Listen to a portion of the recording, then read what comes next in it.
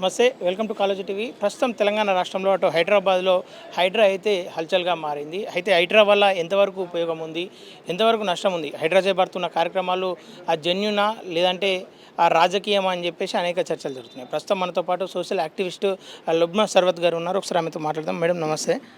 Madam చెప్పండి, చెర్ల పైన కావచ్చు, కుంటల పైన కావచ్చు, గత కొన్నేళ్ళుగా మీరైతే పోరాటం చేస్తున్నారు, అవి కాపాడుకోవాలని చెప్పి చెప్తున్నారు. దానికి అనుకూలంగా హైడ్రా పనిచేస్తుంది అనుకుంటారా మేడం? చూడండి, ఒక మొత్తం ఈ హైడ్రాలజీ ఆఫ్ లేక్స్, ఈ వాటర్ సిస్టమ్ని, ఈకో సిస్టమ్ని మొత్తం రెస్టోర్ చేయాలి అంటే అందులో ఒక స్టెప్ ఇది కీలకమైన స్టెప్ ఇదే కదా. ఫస్ట్ స్టెప్ ఆ లేక్ని మొత్తం రెస్టోర్ చేయాలంటే వాళ్ళు లేక్లో ఏదైతే భూమి మ్యానుఫ్యాక్చర్ చేసేసారో ఆ మ్యానుఫ్యాక్చర్ మీద ఒక కట్టడం తీసుకొచ్చారో ఫస్ట్ ఆ కట్టడం తీస్తే కదా అక్కడ భూమి అంతా తీస్తే అక్కడ విస్తీర్ణ వచ్చి అప్పుడు నాలాలమంతం అయ్యేది. ఇది ఫస్ట్ కీలకమైన స్టెప్ అయిపోయింది ఇప్పుడు. సో ఈ రిస్టోర్ చేయడంలో ఫస్ట్ స్టెప్ రిమూవల్ ఎంక్రోచ్మెంట్. కరెక్ట్గా అది రిమూవల్ ఆఫ్ ఎంక్రోచ్మెంటే చేస్తుంది. ఓకే మేడం, కానీ నాగార్జున గారు నేను ఒక ట్వీట్ చేశారు, ఏదైతే ఇది అక్రమంగా కూల్చివేస్తున్నారు, నోటీస్ ఇష్యూ చేయకుండా అక్రమంగా కూల్చివేస్తున్నారు, ఇది కేవలం కక్షపూరితంగానే కూల్చివేసారు, అక్కడ నా ఒక ట్యాంక్ వాటర్ ట్యాంక్ కూడా వేరే ల్యాండ్లో లేదు, నా సొంత ల్యాండ్లోనే ఉంది, పట్టా ల్యాండ్లో అని చెప్పేసి ఆయన బలంగా చెప్తున్నారు. చూడండి, ఏదైతే చెరువులో కొన్నిసార్లు మెయిన్ గవర్నమెంట్ శిఖం ఉంటుంది, పట్టా ల్యాండ్ కూడా ఉంటుంది. ఆ పట్టా ల్యాండ్ ఎందుకు వస్తుంది? మనకున్న రెవెన్యూ చట్టం ప్రకారము ఏమంటే అందులో ఎప్పుడైతే లేక్ ఎండాకాలంలో చిన్నగా అవుతుందో లేక్ బెడ్ ఎక్స్పోజ్ అవుతుంది. ఎక్స్పోజ్ అయినప్పుడు ఏమవుతుంది? ఇప్పుడు నిజాం నాటి రెవెన్యూ చట్టం అదే ఇప్పుడు కూడా ఉంది. అందులో ఏమనుంది, ఏదైతే ఎక్స్పోజ్ అయిన బెడ్లో వీకర్ సెక్షన్స్కి, వాళ్ళకి, దళితులకి, వాళ్ళకి రాసింది అక్కడ చాలా మెటికులస్గా. వాళ్ళకేమో చిన్న చిన్న కల్టివేషన్స్ కోసం వ్యవసాయం కూర్చొని భూమి ఎందుకు వేస్ట్ ఉండాలా అని చెప్పి వాళ్ళు క్లియర్గా ఏం చట్టంలో ఏం రాసింది, May 31st మీ పంట అంతా తీసుకెళ్ళిపోవాలా, ఎందుకంటే మాన్సూన్ కోసం రెడీ పెట్టాలా అని ఆ చట్టంలోనే ఉంది. సో అది అంత క్లియర్గా ఉంది ఆ చట్టం. సో ఇప్పుడు ఎవరి దగ్గర నుంచో ఈ ఆ పట్టాభూమి ఎవరికి ఇచ్చినా కల్టివేషన్ కోసం సరే వాళ్ళ దగ్గర నుంచి నాగార్జున గారు తీసుకున్నారు, నో ప్రాబ్లం. కానీ అది పట్టాభూమి కానీ శిఖాం భూమి కానీ ఏమైనా కానీ లేకే ఉంటుంది.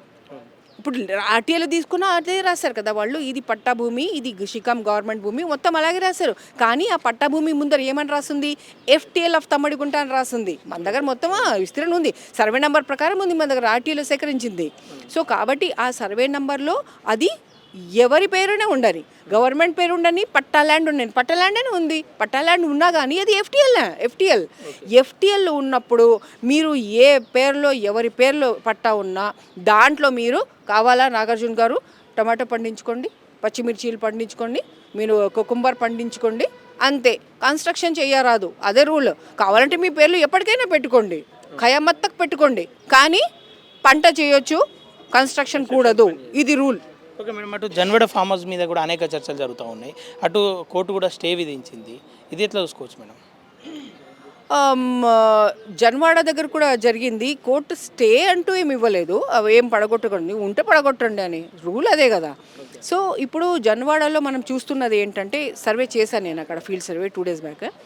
అక్కడ చూసింది ఏంటంటే ఇది మొత్తం బల్కాపూర్ నాలాని మొత్తం పూడి చేసి రోడ్ చేసి చిన్నగా సందుకి నీళ్ళకి వదిలేశారు. అందులో కూడా మొత్తం ఇప్పుడు పైపులు వేసేసి పని జరుగుతూ ఉంది. అంటే మధ్యలో పని ఆపేశారేమో మరి, మొత్తం చూశాను నేను. అది కాకుండా ఈ నాలా మీదనే పెద్ద కాంక్రీట్ది వీళ్ళ పెద్ద బ్లాక్ గేట్ అదంతా అవన్నీ కన్స్ట్రక్ట్ అయ్యి ఉన్నాయి.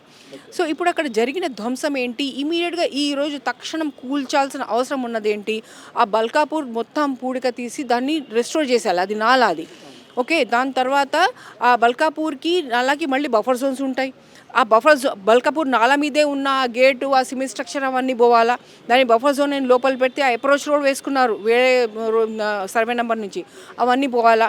సో అప్పుడు ఏమవుతుంది, ఎందుకంటే దానికి ఆథరైజ్డ్ లేఅవుట్ అంటూ ఏం లేదు, నాలాన్ని పూడ్చేయమని ఎవడు పర్మిషన్ ఇవ్వడు కదా. సో అక్కడ ఎవడు రోడ్ వేసినా నాకు అనవసరం. ఇప్పుడు రెస్టోర్ చేసి తక్షణం చేయాల్సింది ఏంటి, ఆ రోడ్ ఏదైతే వేసారో నాలాలో అది మొత్తం తీసేయాలా, ఆ స్ట్రక్చర్స్ ఉన్నాయి అది తీసేయాలా, బఫర్ జోన్ మొత్తం ఎస్టాబ్లిష్ చేసేయాలా. ఎస్టాబ్లిష్ చేస్తే అది కోర్టు దీన్ని ఇది చేయొద్దన్నదా court. Court restore it, mean do it as per law ఉంది. యాజ్ పర్ లా గవర్నమెంట్ ఏం చేయాలా, ఎక్కడైనా ఎంకరేజ్మెంట్ ఉంటే తీసిపడేయాలా. అది తీసిపడేదానికి మళ్ళీ ఇంకొక నోటీస్, ఇంకొక డ్యూ ప్రాసెస్ ఉంది. డ్యూ ప్రాసెస్ ఏంటి, గవర్నమెంట్ చూడంగానే అది తీయాలా ముందు. అన్ని సెల్ఫ్ నోటీసులు అండి వీళ్ళకి. ఆల్రెడీ వాళ్ళకి తెలియదా మనం ఏమేమి అవకతవకలు చేస్తాం. అవకతవకలు ఉన్నప్పుడు కాబట్టి కదా ఆయన అనౌన్స్ కూడా చేసిండు. పైగా ఆయన ఒక మినిస్టర్ అయి ఉండి ఆయన లీజ్కి తీసుకుంటున్నా అని చెప్పారు. అది మనం నమ్మేయాలా. ఆయనది కాదు అంటున్నారు. ప్రదీప్ గారు అది ఏదైతే రిట్ వేశారో అందులో ఆయన ఎక్కడైతే లీజ్కి ఇచ్చినట్టు ఒక ముక్క కూడా లేదు. అది తందే అని చెప్పారు. ఈయన లీజ్ అంటున్నారు. గుడ్. సో లీజ్కి తీసుకున్నప్పుడు నేను ఒక మామూలు మనిషి కాదు, ఒక మామూలు మనిషి ఉన్నా నేను చూడాల్సిన అవసరం నాకుంది. ఒక మినిస్టర్ అయి ఉండి ఏమేమి చూడాలండి. పైగా ఆయన మినిస్టర్ దాని మీద. అది ఏంటది, అది catchment area protected GO111 area. అది ఒక బల్కాపూర్ నాలా. అది అంటే నేను ఇంకా డబుల్ ట్రిపుల్ చూడాలా నేను, ఎట్లా ఉంది నాలా సంగతి, ఎట్లా ఉంది అది ఎట్లా ఉంది అని. అవన్నీ చూడకుండా ఏమైనా ఉంటే చెప్పండి నేను తీస్తా అంటే అసలు మనం ఎంత షేమ్ అండి అది. ఓకే మేడం, ఇప్పుడు 111 జీవోలో కూడా గత ప్రభుత్వం రద్దు చేసుకుంటూ జీవో ఇష్యూ చేసింది. దానిపైన ఫోకస్ పెట్టే అవకాశం ఏమైనా కనిపిస్తుందా మేడం? దానిపైన 111 జీవో పైన ఫోకస్ పెట్టే అవకాశం ఏమైనా ఉందా? ఇది ఇప్పుడు GO111 వేరు, FTL పరిధి వేరు, బఫర్ జోన్ వేరు. ఓకే, ఇప్పుడు మనం ఓరో స్పోర్ట్స్ ఏదైతే కూల్చివేత జరిగిందో, ఇక్కడ తర్వాత ఇంకొక శంకరపల్లి కట్టు ఒక వైట్ బిల్డింగ్ కూడా జరిగిందో, ఇవన్నీ ఏంటి FTLలో ఉన్నవి. ఓకే, సో దానికి 100% FTLలో ఉన్నాయి, అవి కూడా కొట్టారు. గుడ్. దాని తర్వాత ఇప్పుడు ఈ నాలా రెస్టోరేషన్కి ఇవి నాలాని నాలా అనగానే అది మొత్తం పోతుంది. అది ఇప్పుడు క్యాచ్మెంట్ ఏరియా అన్నది GO111 ఏంటి, 10 kilometers radius of catchment area of Usman Sagar and Himayat Sagar is the GO111, which is having 84 villages. So ఇప్పుడు దాని మీద GO111 ఇప్పుడు అమల్లో ఉంది. ఎందుకు ఉంది, గత ప్రభుత్వం కేసీఆర్ ప్రభుత్వం ఏదైతే GO69 విడుదల చేసి GO111 లేదు పో అన్నాడో, ఈయన రాగానే GO69 ఇస్ పక్కన పెడుతున్నాను అని చెప్పాడు. అబేయన్స్ పక్కన పెడుతున్నాను అనగానే ఇప్పుడు అక్కడ ఏం అమల్లో ఉంది, GO111 అమల్లో ఉంది. సో కాబట్టి GO111 ఇప్పుడు అమల్లో ఉంది. కానీ అప్పుడు TPCC కమిటీ మెంబర్గా కూడా నేను 23-24 సూచనలు ఇచ్చాను. సో దాంట్లో వాళ్ళు ఇంకా పటిష్టం చేయాల్సిన అవసరము. అక్కడ రైతులతో మాట్లాడినప్పుడు వాళ్ళు చాలా ఇంట్రెస్ట్గా ఉన్నారు. వాళ్ళు అమ్ముకోవడానికి ఏ మాత్రం ఇంట్రెస్ట్ లేదు. ఒక ఓనర్ కాకుండా ఉండడానికి ఎవరు సిద్ధపడి ఉంటారు, వాళ్ళు ఏం లేదు. వాళ్ళు ఒక్కటే ఏమన్నారంటే, we want hear more and more facilities for what అంటే GO111లో హార్టికల్చర్, ఫ్లోరికల్చర్ అన్ని పని రాసున్నాయి. అందులో GO111 తెలుగులో అనువాదం చేసి అందరికి ఇవ్వండి అయ్యా అని చెప్పాను నేను. అది అట్లా చేస్తే వాళ్ళకి తెలుస్తాయి వాళ్ళవి ఏమున్నాయో, అవన్నీ ఉన్నాయి. సో వాటిని ఇప్పుడు ఎంకరేజ్ చేసి ఆర్గానిక్ కల్టివేషన్ ఎంకరేజ్ చేసి, ఇంకోటి వాళ్ళు చాలా కీలకమని చెప్పారు. వాళ్ళు చెప్పారు, మేము ఇక్కడ టమాటాలు పండించుకుంటే సిటీ ఏమో బెంగళూరు టమాటాలు తింటుందా అని అడిగారు. ఎంత కరెక్ట్ ప్రశ్న అది. సో అక్కడ ఆర్గానిక్ కల్టివేషన్ చేసి, ఆ ఆర్గానిక్ కల్టివేషన్ మొత్తం మనమేమో సిటీకి సరఫరా చేసుకోవాలా, ఎక్కడి నుంచో తీసుకురావడం మనకేం పని, మనం అక్కడ నుంచి కావాలంటే ఎక్స్పోర్ట్ చేస్తాం. పైగా ఇంకా ఆఫ్రికా లాంటి కంట్రీస్లో కూడా వాళ్ళు వరల్డ్కి ఫ్లవర్స్ ఎక్స్పోర్ట్ చేసి అసలు దండుగా ఎన్నో వందల కోట్లు వాళ్ళ సంపాదించుకుంటున్నారు. వీటన్నిటిని ఇక్కడ మనం ఒక స్వర్గం తయారు చేయొచ్చు. ఆ GO111 ఏరియా మొత్తము వాళ్ళకి అక్కడ ఎంకరేజ్ చేసి, ఎందుకంటే ఆ ఫ్లోరికల్చర్కి ఎక్కువ ఇది కూడా అవసరం ఉండదు మనకి, పెస్టిసైడ్స్ అవి. సో అట్లా అవన్నీ ఎన్నో రకాలుగా వాళ్ళకి ఆదాయం వచ్చేటట్టు, ఇది వరల్డ్ మొత్తం దునియా మొత్తం ఇట్లా కళ్ళు తిరిగేటట్టు మనం అట్లా తయారు చేసుకునే ఎన్నో అవకాశాలు ఉన్నాయి. సో డెవలప్మెంట్ అన్నది వెల్బీయింగ్, మనిషి మనుగడని మంచిగా చేసేది, వాళ్ళకి సంతోషాన్ని ఎక్కువచేది, వాళ్ళ డిగ్నిటీని ఎక్కువ పెంచేది, వాళ్ళకి ఫ్రీడమ్ని, ఒక పవర్ని, నేను పవర్ఫుల్, నేను ఎంపవర్ చేసేది. వీటి ద్వారా మనము మన గ్రోత్ని, మన జీడిపిని ఎంచుకోవాలి. కానీ మనం ఊరికి ఒక కేబుల్ బ్రిడ్జ్ కట్టేసాం దుర్గం చెరువు మీద, ఏమైందంటే నీ కిందకి దుర్గం చెరువు నువ్వు ముక్కలు చేసినావు నువ్వు. మేడం, అటు పల్ల రాజేశ్వర రెడ్డికి చూసుకున్నట్టయితే ఈ నిన్న మొన్న తెర మీదకి వస్తుంది ఆయన భాగవతాలు. అలాగే ఒక చెరువును కాస్త ప్రైవేట్ చెరువుగా మార్చుకొని ఆయన ఒక జీవో గతంలో కోర్టు నుండి ఆర్డర్ తీసుకొచ్చుకుంది. దాన్ని ఎట్లా చూడొచ్చు మేడం? స్పష్టంగా అక్కడ తూము ఉంది, పాత టీపన్లో క్లియర్గా చెరువు అని ఉంది. ఇప్పుడేమో ఆయన ఓన్ ల్యాండ్ అని చెప్పేసి అక్కడ కోర్టు నుండి ఆర్డర్ వచ్చింది. ఇది ఎట్లా చూసుకోవచ్చు మేడం? అదేనండి నేను చెప్పిన, నా చాలా కేసెస్ ఉన్నాయండి హైకోర్టులో. ఎందుకు నాకు ఈ పట్టా గేమ్ అన్నది, పట్టా స్కామ్, పట్టా గేమ్ అని ఎందుకు అంటానంటే, నా ప్రతి కేసులో ఇప్పుడు హైకోర్టులో నాది దాదాపు 7 to 8 పిల్స్ ఉన్నాయి. అట్లాగే ఎన్జిటీలో ఉంది, సుప్రీంకోర్టులో 2 అపీల్స్ ఉన్నాయి ఇప్పుడు, అండ్ ప్లస్ లోకాయుక్తలో కూడా ఉంది, హ్యూమన్ రైట్స్ కమిషన్లో కూడా ఉంది. సో ఈ పిల్స్ అన్నిటిలో వీళ్ళు ఏం చేస్తున్నారంటే ముఖ్యంగా అడ్వకేట్ వేదుల గారు అన్నిట్లో ఆయనే వస్తున్నారు. మల్కం చెరువు నా పిల్లు కూడా ఆయనే వచ్చేసారు. అన్నిట్లో ప్రతి చోట రావడం, ఈ లేఖలు చూడండి ఇన్ని ఇవన్నీ నా పట్టాలు, వీటి పేరు మేము పట్టాలు అవి ఎవరి పేరు పట్టాలు ఇవి నాకేం సంబంధం. అది మొత్తం చెరువు, ఎవరి పేరైనా పెట్టుకొని, ఇంకా 100 మంది వాళ్ళ పేరు కూడా పెట్టుకొని, అది చెరువు, అది దాంట్లో మీరు ఏం కన్స్ట్రక్ట్ చేయడానికి లేదు. అది పాయింట్ అక్కడ. ఇది నేను కాదు కదా చెప్పడం, నా దిమాగ్ కాదు కదా ఇది చట్టం చెప్తుంది. చట్టం కామన్ సెన్స్తో సోషల్ హ్యూమన్ వెల్ఫేర్తో తయారు చేసిన చట్టం అది. సో వాటిలో వాళ్ళు ఏం చెప్తున్నా ఇంపార్టెంట్. ఇప్పుడు ఈయన కూడా అలాగే తన మీదకి రాగానే కట్టడం అక్రమకు పట్టడం అనగానే నో నా పేర్లు దిగపట్ట, నీ పేర్లు ఉండని, నీ ఇంకా 100 సార్లు నీ పేర్లో ఉండని. అది కానీ అది FTL. ఎస్, ఆ FTL ఉన్నప్పుడు FTLలో లేకుండాలా, బఫర్ జోన్లో నో కన్స్ట్రక్షన్స్, ఇది పీరియడ్ చట్టం ఉంది. మేడం, హైడ్రాకు ఈరోజు అసరుద్దీన్ ఓవైసీ గారు ఒక సవాల్ విసిరారు. ఏదైతే GHMC ఆఫీస్ కూడా FTL పరిధిలో ఉంది, అలాగే ఈ చుట్టుపక్కల ఏదైతే నెక్లెస్ రోడ్ ఉందో ఈ ప్రాంతంలో ఉన్న నిర్మాణాలన్నీ కూల్చివేస్తారని చెప్పేసి ఒక ప్రశ్న వేసిండు. దాన్ని ఎట్లా చూసుకోవచ్చు మేడం? నేను ఒక కౌంటర్ క్వశ్చన్ వేస్తున్నానండి అసదుద్దీన్ గారికి. అసదుద్దీన్ గారు ఎప్పుడు ఏ చెరువుని ఇప్పుడు దాకా రక్షించింది కానీ, ఆయన దాని మీద కంప్లైంట్ ఇచ్చింది కానీ ఇప్పటిదాకా లేదు.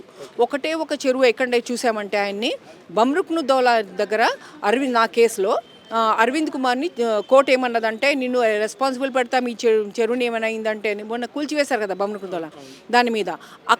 ఆయన ఎంపీ కాదు, ఆయన హైదరాబాద్ ఎంపీ, అక్కడ చేవళ్ళ ఎంపీ రాలేదు, ఈయన వెళ్ళారు.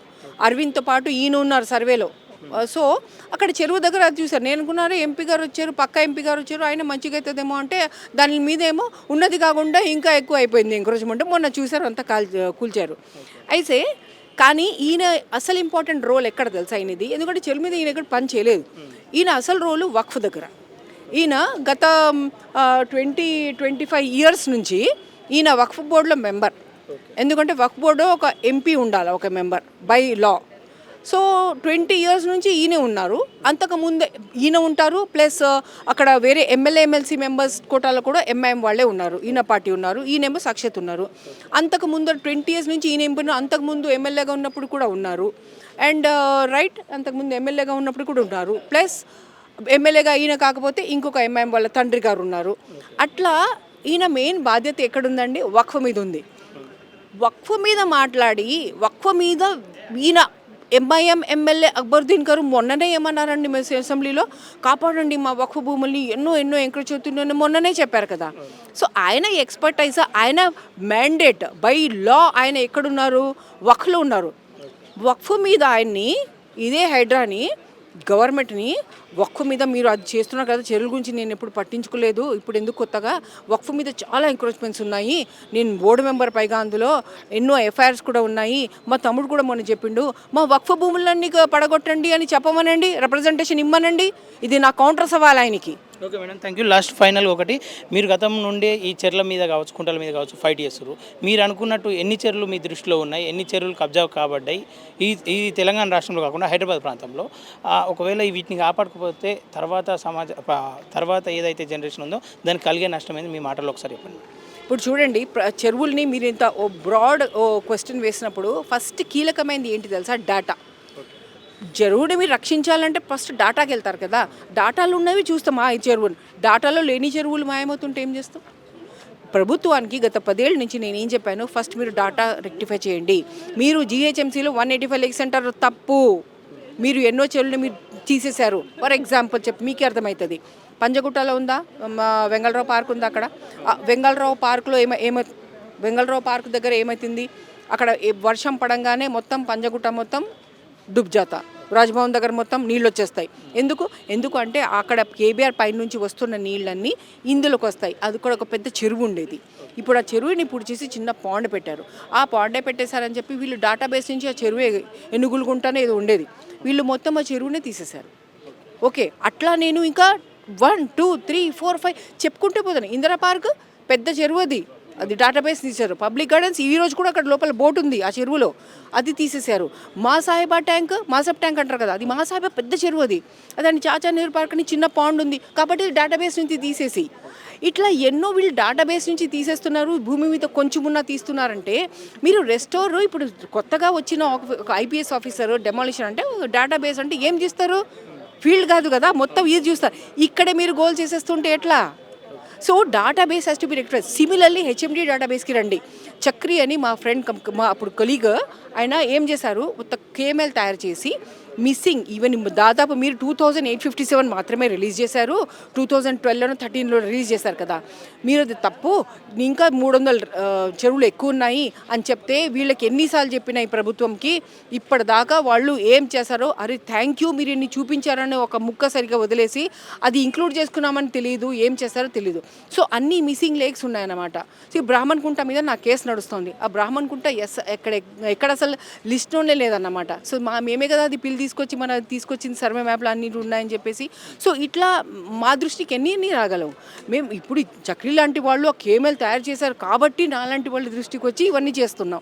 బ్రాహ్మణ్ కుంటాలు ఇప్పుడు ప్రైడ్ హోండా కూర్చుని ఉంది, ఆ లాస్ వేగస్ వాళ్ళు ఇద్దరు లోపల కూర్చుని ఉన్నారు. హైకోర్టు కూడా చెప్పింది ఏమైనా ఉంటే ఐడెంటిఫై చేస్తే తీయండి అని చెప్పి అయిపోయింది. ఇప్పుడు దాని మీద మళ్ళీ మనం కొట్టడానికి వెళ్తే హైకోర్టు ఉంది అంటే హైకోర్టు ఏమన్నది, ఉంటే తీయండి అని అంటది. ఇంకేంటి అంటే ఆల్రెడీ మీరు నోటీసులు ఉన్నట్టే కదా, ఇప్పుడు కొరడా వేయడప్పుడు మళ్ళీ పట్టా గేమ్ ఆడతారు, మళ్ళీ ఏమో నోటీస్ గేమ్ ఆడతారు. మీకు ఒక ఐడియా వచ్చేసింది కదా. So this is how it is going. ఇవన్నీ పట్టా గేమ్ స్కాములు మానేసి ఇవన్నీ మానేయడం ఎందుకు తక్షణం అవసరము.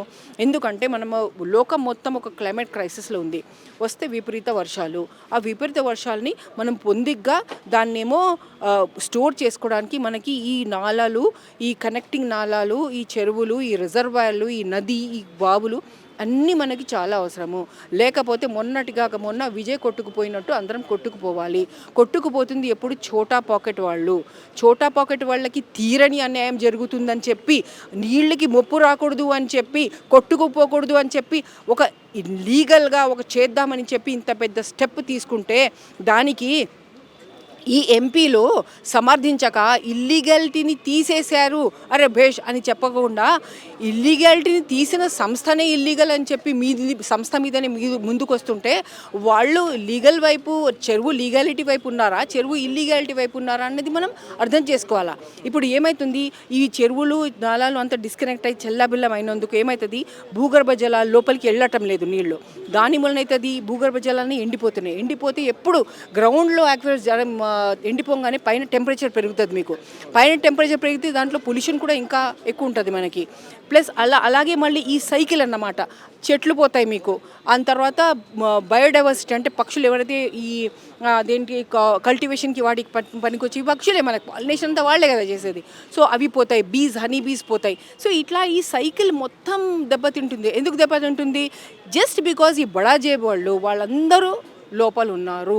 పైగా ఇప్పుడు వెళ్తే మీకు చోటా జేబు వాళ్ళు ఎవరు వెళ్ళలేదే, చోటా జేబు వాళ్ళు కొంచెం ఎవరో పోయారని మొత్తుకుంటున్నారు కదా, వాళ్ళు పోయారా కోర్టుకి? వాళ్ళు పాపము దిక్కు లేక అక్కడ ఉన్నారు. వీళ్ళు నాదే, ఇది ఎవడొస్తాడు అన్న ధీమాతో వాళ్ళు ఉన్నారు. అంత తేడా ఉంది ఇద్దరికి. ఇవి కామన్ ప్రాపర్టీ అందరికీ మనం ఢిల్లీ లాగా మునక్కూడదు అంటే, మనం బెంగళూరు లాగా ఎండబారకూడదు అంటే, ప్రపంచంలో వైల్డ్ ఫైర్స్ ఇప్పుడు మన ఇక్కడ అనంతగిరి హిల్స్, అహ్మదాబాద్ ఆ ఫారెస్ట్ని మనం కాపాడుకోవాలా. ఎందుకంటే లోకం మొత్తం ఫారెస్ట్ అన్నింటికి అగ్ని వచ్చేస్తూ ఉంది. ఇక్కడ ఏం చేస్తాం మనం అగ్ని వస్తే? సో కాబట్టి దునియా నుంచి మనము వాళ్ళ టెక్నాలజీ వాళ్ళలాగా కాదు, మేము మా సిస్టమ్, మా ఈకో సిస్టమ్, మా హైడ్రోలిక్ సిస్టమ్, మా వెల్బీయింగ్ ఇండెక్స్, మా హ్యాపీనెస్ ఇండెక్స్, మా ప్రజలు చూడండి ఎంత సంతోషంగా ఉన్నారు. ఎందుకంటే వాళ్ళు నేచర్కి దగ్గర అయిపోయి మేమంతా రిస్టోర్ చేసుకున్నందుకు ఇట్లా మేము సమృద్ధిగా ఉన్నాము. రేపు బెంగళూరుకి మనం సమృద్ధి చూపించాలా. మేము కూడా ఈ 200 కిలోమీటర్ల నుంచి నీళ్ళు తెచ్చుకుంటాం. మధ్యలో అక్కడ వాళ్ళకే నీళ్లు లేకపోతే వాళ్ళు మధ్యలో రేపు వాటర్ వార్స్ అయితే, వాటర్ యుద్ధాలు అయితే ఏం చేస్తాం, ఎవడరాని ఇస్తాడు నీళ్ళు ఇక్కడికి మనకి. సో ఇక్కడ మన సమృద్ధిని మనం పెంచుకోవాలి. ఇప్పుడు ఇందాక కాన్ఫరెన్స్ కూడా నేను చెప్పినట్టు రౌండ్ టేబుల్లో 10,000 acres ఒరిజినల్ కెపాసిటీకి ఫస్ట్గా మనం ఉస్మాన్ సాగర్ని అది చెయ్యాలి, కళాఖండిగా చెయ్యాలా, మనం చీజ్ చూపించాలా. ఇక్కడ ప్రజలకి cheap water, gravity water, very very sweet water, ఇట్లాంటివన్నీ మనం చేసుకోవాలి కదా. ఇది మన గ్రోత్, ఇది మన అభివృద్ధి. ఎందుకంటే ఇప్పుడు ఇక్కడ మన కేంద్రికం అయినదే మానవం మీద. హ్యూమన్ మీదనే ఇక్కడ మొత్తం ఫోకస్ అవుతా ఆ హ్యూమన్ మంచి కోసం ఈ ఫోకస్ అంతా. కొంతమంది ఎవరో క్యాపిటల్స్ తీసుకొచ్చి కొన్ని ఇది తీసుకొని కేబుల్ బ్రిడ్జ్ కట్టేస్తామంటే ఆయన ఒకరికి కాంట్రాక్ట్ వచ్చింది, కొంతమందికి కమిషన్ వచ్చేసింది. ఆ కింద ఏ చెరువు ఏమో ఆ ముక్కలు చేసేసి రోడ్డు ఒక బడా టికెట్ వచ్చి అందులో కూర్చొని అందరూ బడాబాటీలే ఇందులో అంతా వాళ్ళ అభివృద్ధి చెందుతుంది. కానీ ఓవరాల్ వెల్ఫేర్ అంటూ it is not thing, well being అంటూ లేదు. ఏదో ఒక క్యాపిటలిస్ట్ గ్రోత్, కమిషన్ గ్రోత్ అట్లా ఉందన్నమాట. Okay madam, thank you madam. Okay, చూస్తున్నారు కదా, ఏదైతే మేడం చెప్తున్న మాటల ప్రకారం కుంటలను కావచ్చు, చెర్లను కావచ్చు కాపాడుకుంటే తర్వాత జనరేషన్ కూడా వాళ్ళ జీవితానికి ఒక వరం ఇచ్చినట్టు అని చెప్పేసి మేడం గారు చెప్తున్నారు.